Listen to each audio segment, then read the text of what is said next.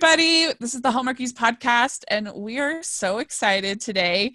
We have our first 3-time guest. This is an epic day. and I'm Rachel Ambers here. Hi, everybody. Yes, we have Catherine Disher is here. Can you believe you are our first 3-time guest? I think this is the first time I've ever been invited anywhere 3 times. So I'm thrilled.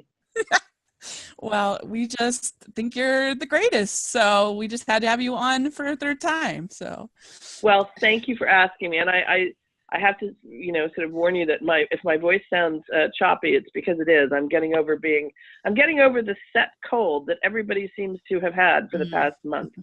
Yeah. Well, we'll just pretend you're super method voice acting, preparing for your next role. For the next episode of Laryngitis. Yeah. Or my next role as a man is what I'm beginning to sound like. So, yeah. I'll try to cough away from the microphone. Yeah. So aside from being sick, how have you been? I've been great. The season is going great. We're having tons of fun, and we've been working with some new directors and who have different ways of doing stuff, and so it's all kind of making my brain work. So that's always fun. Yeah, that's good. Yeah, congratulations on season 5 renewal last time. I know, it's crazy, really, when you think we've been doing this in one form or another for 12 years, 11 years. Amazing. Yeah, it really is crazy. Yeah, who'd have thought, right? No, I just feel so grateful and so lucky, and so grateful to the people who watch it and who love the show, and I really do. I feel like I have a job because of all the fans, and I'm very appreciative and very grateful. Yes, and we're appreciative that nobody has left yet, because we really like the show. It's our favorite one of the Hallmark series, easily. For real. So yeah, we're really excited about the new season, and you know me with my love of animation, so I have to ask a couple animation questions before we dive into Sure. it. So I don't know if you got to see the 25th anniversary X-Men animated series panel that they did at WonderCon. All the founders and whatever, the writers. Did you have a chance to watch that? No, I didn't. I didn't even realize it was online. We have been in touch with them. They were going to come up to Toronto and try to do a panel here. Yeah. And that fell through, and they've sent me the book, and they interviewed me for the book. And so I know there's a lot of interest around it, and they're going to try to get us all to go to some Comic-Con, and I think it's I want to say Texas, but I'm not sure. I might be wrong about that, in the spring. And so, yeah, I know there's quite a bit of interest, and they generated around the book and around the 25th anniversary. Yeah. So Eric Lewald, I guess. He's the one who wrote the book and one of the writers. And it was really interesting. They had like 4 or 5 people on the panel. And I really thought it was interesting. He said that they gave 3 reasons why the show was a success. And I was curious for your thoughts. The first one Sure. was that they had a great basis for the TV show in the X-Men Mutants comics. It was the first reason. So they really went to the actual comics and really fed off of that source material. And they were talking about all the like Easter eggs and all the cameos that were basically in the show. And so I thought that was interesting. And then the second was, he said, we treated the characters as real adults with adult lives and emotions. And then the third was, we thought of X-Men as a family with Charles Xavier as the father. So I was curious what you thought about that. I agree with all those things. I mean, I think I did not know the comic books before I did the show, and I also think that they used them as a basis, but they did kind of deviate from they added to them. They didn't just, slavishly adhere to them, is my understanding. And yeah, I definitely agree with we treated them like adults, even though it was a cartoon that was, of course, intended for younger people, kids to watch on Saturday morning. It didn't talk down to them. It really struggled with larger issues of ethical issues, and doing what is right, and what the moral thing to do is. And there were large issues that struggled with, and so it was really interesting to do, and it was probably the best written because of that. It was the best written cartoon I've ever done.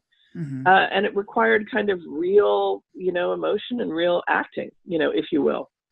And it's why they had us in the room for the most part of it. Towards the end, we used to record separately, but for a long time, there were, 8 of us in that room, which was kind of chaotic. But being in the same room really added to the give and take between the characters. And sorry, what was the third thing? The third thing was that we thought of the X-Men as a family with Charles Xavier as the father. Yeah, really interesting. Although there's there's a little bit of incest going on in that family, but some of the characters were, kind of romantically involved. But yeah, no, definitely, it was like being part of a team, and I think that's it's sort of what we all, on some level, strive for. We want to feel like we're part of the team. We're part of, like-minded people, and we have each other's back. And, look at Friends, for instance, for all those years, how successful that was. And that's because everybody could imagine themselves having a close-knit group of people who, so I think that's, that they belong to. And so I agree with all of those things. And I know that, I've talked to them endlessly, and I know all their, their arguments. And they even said that the directors, when they went to do the movies, the director have said that they used the comic book, not the cartoon, more, in fact, in some cases, in the comic books as source material for the movies. Yeah, they were saying that about Days of Future Past, which is, I think, the best of the X-Men movies. That the directors of that movie used the animated series more as inspiration than the actual Days of Future Past comic, which, yeah, I thought was interesting. I thought it was really interesting. They said they really believed that kids liked challenging material, which I think is really true. And it's one reason why kids who listened to it or watched it back then when they were kids are still big fans, because it wasn't, it didn't talk down to kids. It kind of dealt with larger issues. And of course there's the action and the humor, and all that other stuff that goes along with it. But yeah, I agree. They didn't make it childish. It was a cartoon for children, but it wasn't childish. Yeah, I agree. I think so. And he just said, if we get this one chance to do a more sophisticated show, we are going to push it as far as we can. And so anyway, it's I'll put a link down if anybody wants to listen to the WonderCon panel. I'll put a link down. It was really interesting, I think, and that I think a lot of times we think that kids are sort of more fragile than they really are, that they can handle, they like things that challenge them, like you said. I know I did, for sure. Make you think. Well, the fact is that kids are, we think they're unaware, but they're not. They're very aware of the larger, more serious issues that are going on. And I think what's more frightening to children is not discussing those issues, the sense that they're so big or so bad that no one's going to discuss them. Yeah. And I think, Mr. Rogers was a big proponent. If you've seen that documentary, which is fascinating, about good. Mr. Rogers. So, kids, I think it's more worrisome to kids when those larger issues or moral issues are not discussed, because it gives them the sense that there's something so horrible there or so scary that no one wants to talk about it. So, yeah, I agree. Yeah. Very, very good. All right. Well, we can get back to the world of Hallmark after the diversion. All right. I'm ready to participate now. Thank you for indulging me. I really is. I love talking. I love talking to voice actors in general, but I love talking to you about it. So it's really well. I'll add one thing. I went because I do a voice in Daniel Tiger's Neighborhood. Yeah. It's not, it's a recurring character. It's not a regular character of Queen Saturday.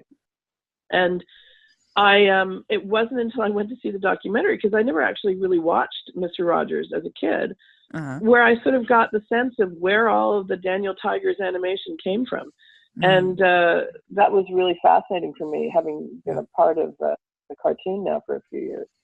Yeah, that would be really interesting. It's such a good documentary. It's in my top 5 movies of the year. I love it. Yeah, so that's cool. Yeah, I think there's a good I think a good double bill would be Ruth Bader Ginsburg and Mr. Rogers, because they're both people that kind of give you this sense of hope that there are people who are just out there trying to do the right thing, not for personal gain, but for the general well-being of society. And I think that sort of they're sort of warriors for that.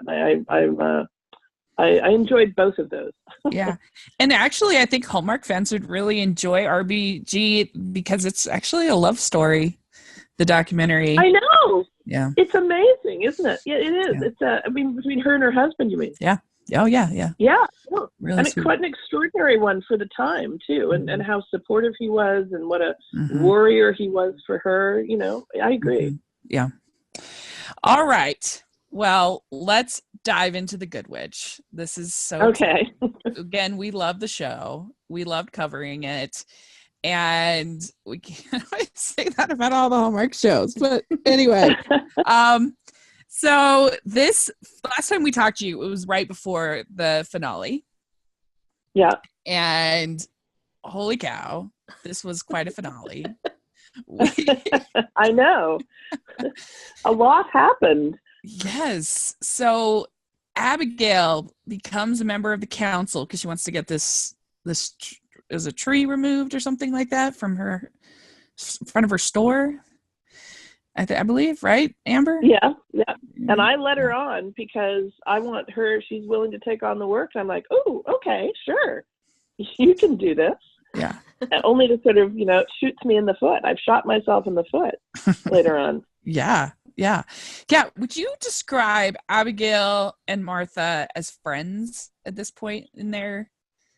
I think for a long time I used to play Martha's relationship with Abigail, and I don't even know if the writers took notice of this, but I used to play it like Martha was sort of terrified of Abigail. Like she didn't know what Abigail was going to do next, and she didn't trust her as far as she could throw her. Sort of the way that I used to sort of, in the very beginning of the movies, kind of the way Martha used to view Cassie. And I think over time, because I've come to sort of admire Abigail because of her, because of how smart she is and because of the way that she operates. But definitely, I just think that the worst thing you can do for Martha is take away her gavel and make her a citizen of Blairsville. I mean, that was just a kick in the pants, It was adding insult to injury. Yeah. We were so shocked that they went there. They went to Blairsville. How dare they? This is a Game of Thrones. Well, I have to say, these Halloween movies, which I love because it harks back to the origin of this whole, Good Witch saga. So I love the Halloween movies. And, Martha struggles to find out, to figure out who she is. If she's not Mayor of Middleton, and she feels a bit rejected by Middleton. Mm-hmm. And just to let you know that she's feeling a bit on the outs in Middleton. And Blairsville seems willing to embrace her. Who wouldn't? Because she's the best. Yeah. I love it so much. So is she going to kind of return to a sort of more of a villainous kind of like she was more in the movies character? I wouldn't call her villainous. I think Martha is more of a catalyst. She kind of starts things, and there's the so in the movie, Middleton is facing off against Blairsville for the bicentennial Halloween Harvest Festival. As they do. You know, yeah, it's like, as they do. I know. It's sort of like, all of a sudden, what? That's a tradition. Yes, of course. But it's kind of like the Halloween Olympics. And Martha's extremely competitive.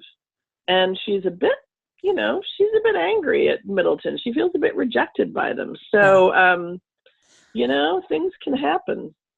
Does she feel especially rejected by Jared, the turncoat?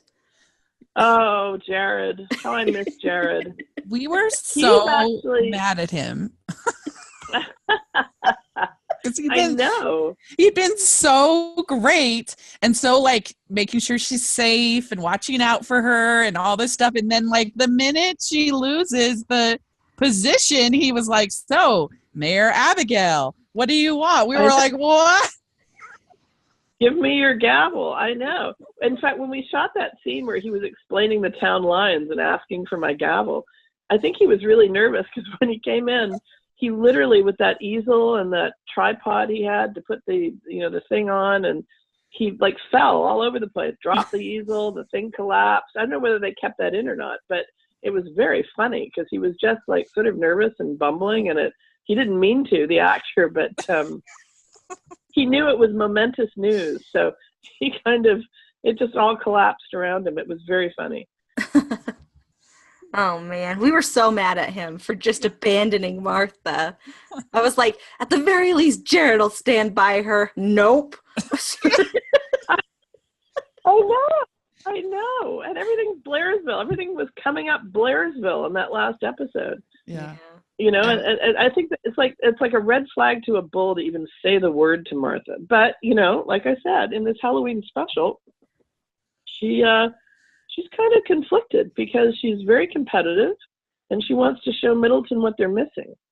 I would be fine with her becoming a Blair's villain for the next season where she's the bad guy, but I also would just be fine if she was just the hero of everything. So I know.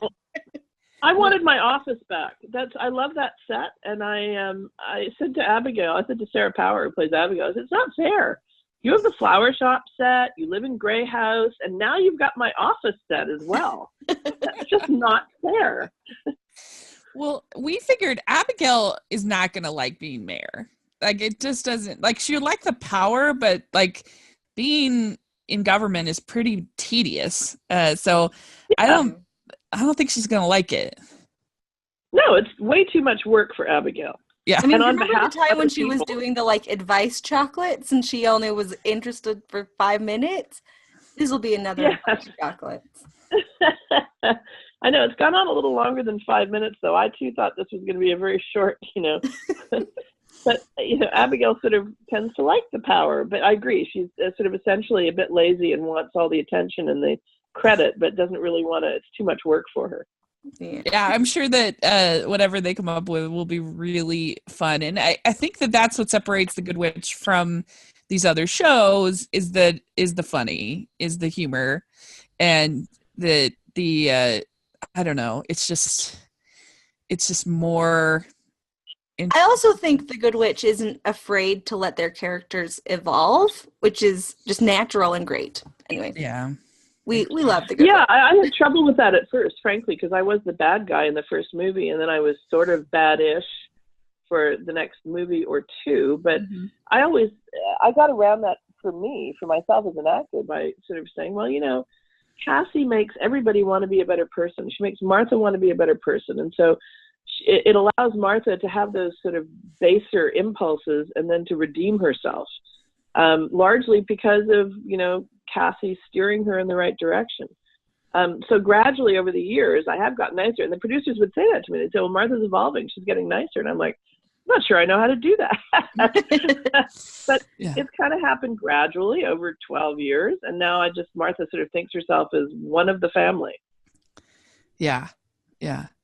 They've done a good job with that, with the characters growing and evolving, but also just having that chemistry. And really, I feel like they do a good job of showcasing all of the characters. Like they all get their moments, so you leave kind of satisfied, and you don't feel like, oh, let's move on from the Sam and Cassie show. Like it's like you get a little bit of that, and then you're moving on to a little bit of another thing. I remember you said something to the effect of that the writers particularly asked, like, who would you like scenes with? Who would you like to? And I think that you can really show that they're trying to have a real ensemble show, which I appreciate. Well, I think for them, yeah, and that was we have a new showrunner this year, writer/showrunner. And so that's always an interesting and sometimes difficult transition. It's always an interesting transition because, of course, you know, our last two showrunners have both been there for 2 seasons each. And so they get a chance to kind of, you know, evolve the stories and evolve the characters in a certain way, and kind of, and then somebody else comes in and they have a whole different idea about, you know, maybe what's going to happen. So that's always, it's fresh ideas, but it's also a bit of it can be a bit of a wake-up call, going, oh, wait a minute, so stuff is not going to go maybe the way I thought it was going to go, because now somebody else is kind of, you know, has their own fresh perspective on it. But yeah, so that was that showrunner who said to me, that was the showrunner who was in seasons 3 and 4, who said, so look, you know, who do you not get to do a lot of scenes with, and who would you like to? And that's the art of this show, or any other show, frankly, is because Middleton is a character. It's almost like there's Cassie and Sam and Cassie's love life and Cassie's family, and then there's Middleton, the town, and everybody else who are, you know, sort of an equal participant in the show, and balance that. And so it's a big balancing act. And as you said, I think it provides kind of a deeper, you know, a wider storyline. But the whole thing is trying to tie it all together. So, you know, you can have an A story and a B story, and at some point they should be sort of thematically, if not directly connected. You know, it's not easy when you have that many regular characters trying to balance all that. Yeah. Talk about this movie that's going to air tonight. So it's The Tale of Two Hearts is the tagline. Yeah. Merriwick family heirloom, the Heart of Middleton, which is a 100-carat ruby, and it's stolen from the town's museum. And it sort of holds the key to romance in Middleton. And of course, Halloween is a whole bunch of holidays rolled into one for Middleton. I joke that sometimes, like last year, it almost felt like we were turning it into Christmas, and this year it feels a bit like we're turning it into to Valentine's Day a little bit. And so, so this Heart of Middleton, this ruby, is basically the magical glue that sways romance in Middleton, and it's stolen. Ooh. There's so many things that are the heart of Middleton. Or there's that flower, that sort of the flower. Well, I mean, that's how it's such a magical place. There's so many magical hearts. That's right. It's true. No, it's true. I know. Suddenly these things come up, and they're like, well, that's always been there. We've always been. I know. But that's the fun of it, you know. Coming up with stuff like that is always fun, and it's a town with deep traditions. Yes. So there's this festival that's also happening of some kind. Yes, apparently it's a yearly festival, and it is the bicentennial. It's the 200th anniversary of the Halloween Harvest Festival between Blairsville and Middleton. So it's a big event. Yeah.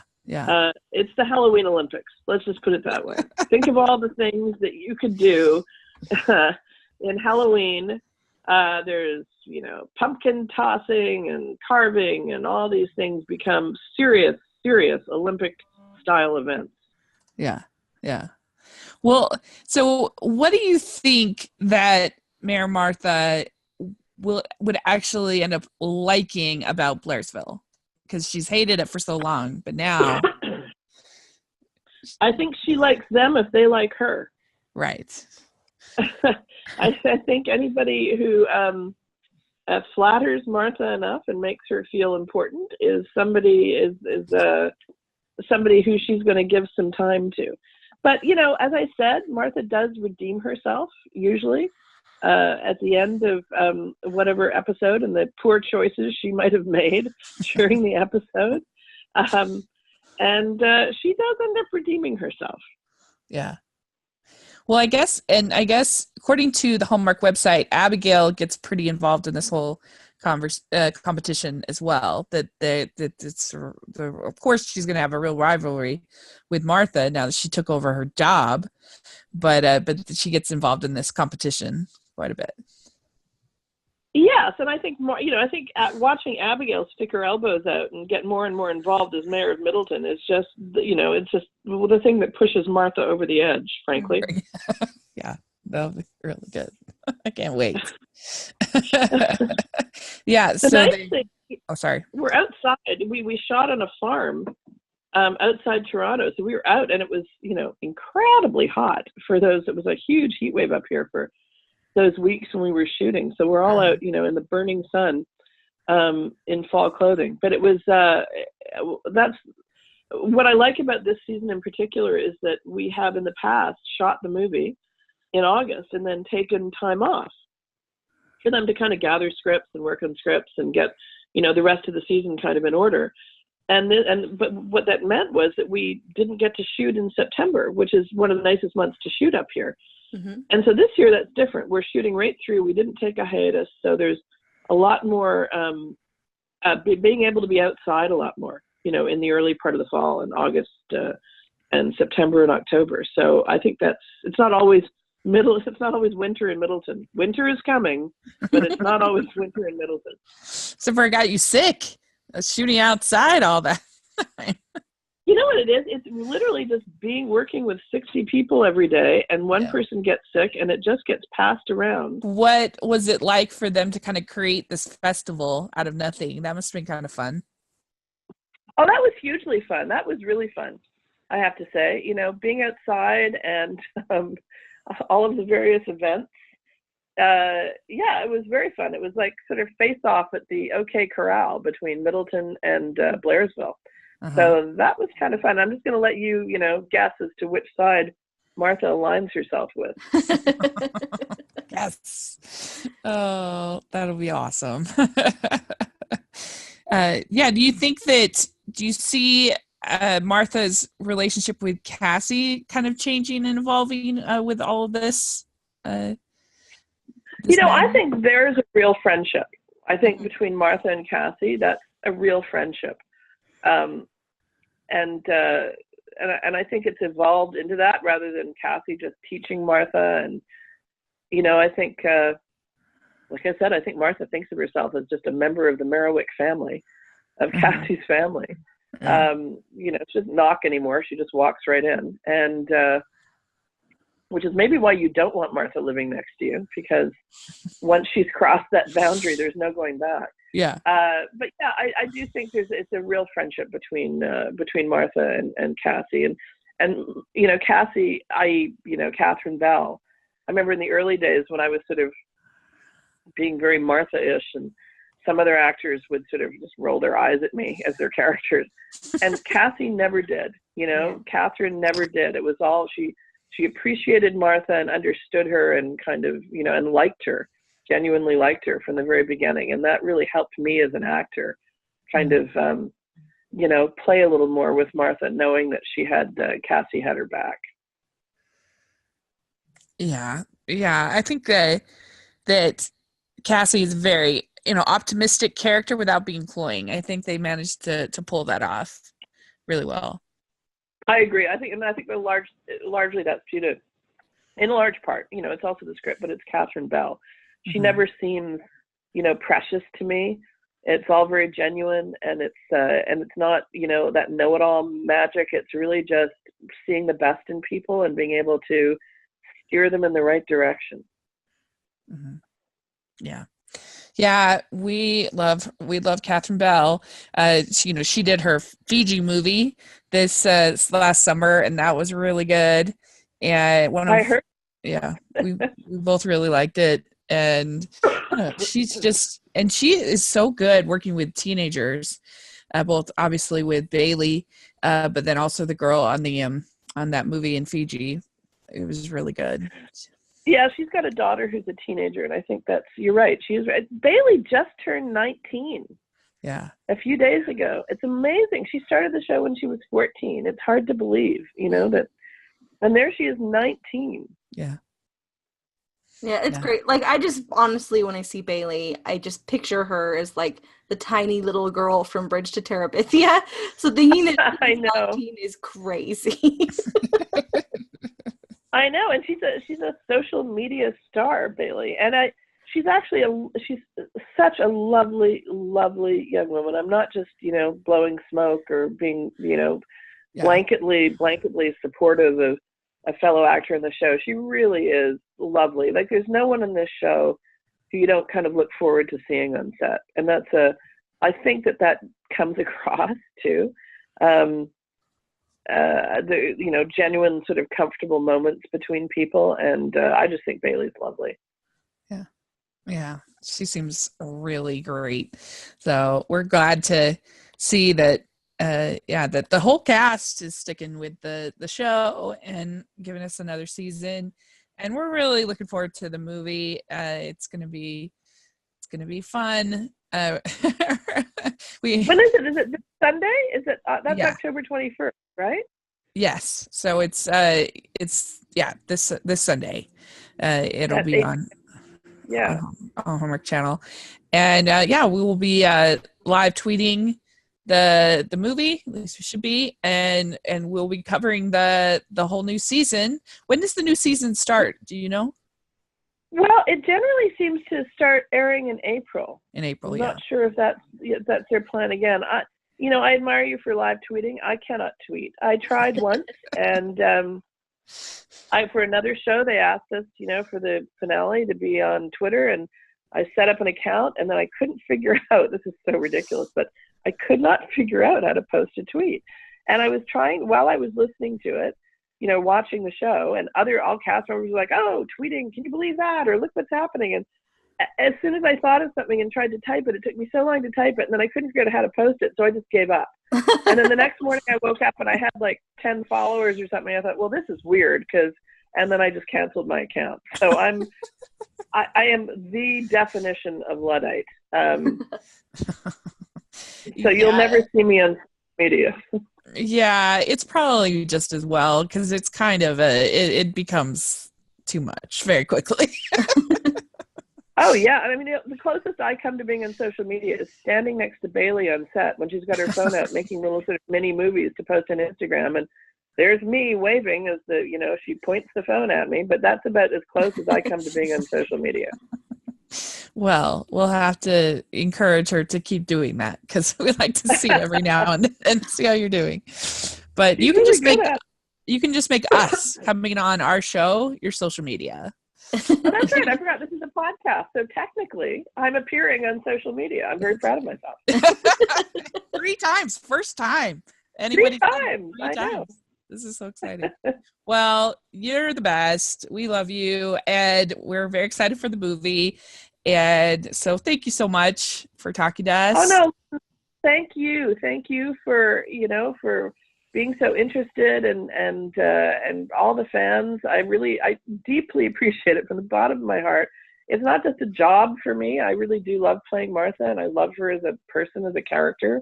And I feel so really lucky and blessed to have been able to play her for so long. And that's because of people like you who watch the show, who are fans of the show. And so I really, really appreciate it. Thank you. Well, let everybody on the show, let them know how much we appreciate all they do. And you can unofficially tell them we think they are way better than any other series. For real. I read about When Calls the Heart. When have they aired? I forget now. Have they aired yet? Started airing?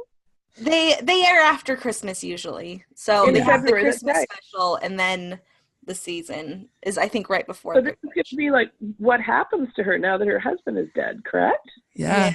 The shenanigans will be interesting. And I've seen some photos from set where she is great with child, so. Oh, wow. Yeah. Wow. Is that a bizarre term? Great with child? Yeah. Sounds like something you put on your resume under special skills. Great with child. Most ways to describe pregnancy are really awkward, and it's like, okay. but it's a good show for what it's trying to do. It's just a little slow for me, and I like the pacing of Good Witch much better. But anyway, we love the Good Witch, so let everybody know that they're and if they ever if they ever want to come on the show, we'll have any of them on our show, literally. So well, I will great. pass that along, definitely. Awesome. Well, we appreciate that, and we'll definitely have a fourth time if we're allowed to have a fourth time. I look forward to talking to you after the first couple episodes, maybe, of the new season. Yes, perfect. Sounds good. Love it. Right. Okay, thank you guys so much. You're welcome. We'll talk to you later. Bye. Okay, bye. We'd like to thank Catherine for coming on and talking with us. That was so much fun. Oh my gosh, she's incredible. Yeah, so great. So let us know what you thought of what she had to say, your excitement for the movie and for the upcoming season. Put in the comment section or on Twitter. Let us know, and we would love to talk about it. And we will definitely be live tweeting the movie, and so let us know. And if you want to check out our podcast on the last season of Good Witch, I'll put a link down to that playlist. You can listen with our friend Georgia that was with us for most of those episodes, and we are going to be doing a recap of the movie, a new episode of the Good Witch podcast this week, where we'll talk all about it, and it should be really fun. So just make sure you're following the podcast on all the social media. So like I said, on Twitter, you can follow us when we live tweet. We've got a lot of really fun stuff coming up with our Christmas preview is coming up, which is epic. We're very excited about. And we have interviews and really cool things. We're very excited about Countdown to Christmas. And so, Amber, where can people find you? As always, I'm at Amber Brainwaves on Twitter, and that's it. Great. And you can find me at Rachel's Reviews on iTunes and on YouTube. So make sure to check that out. And let us know what you think of what Catherine had to say and of the Good Witch. So thanks again, and we will talk to you all later. Bye. Bye, everybody.